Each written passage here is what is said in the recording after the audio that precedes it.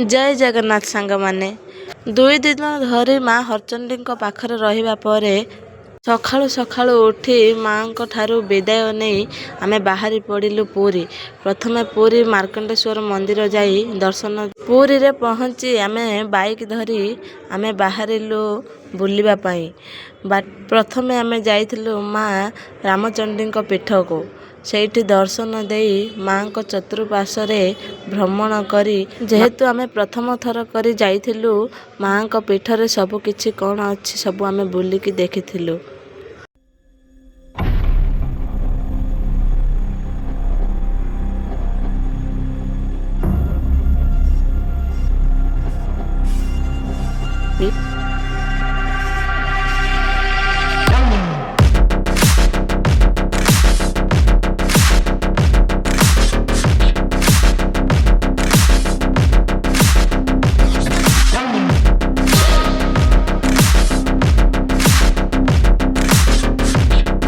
पुणी सेठू बाहरी आमे जाइथिलु कोणार्क मंदिर।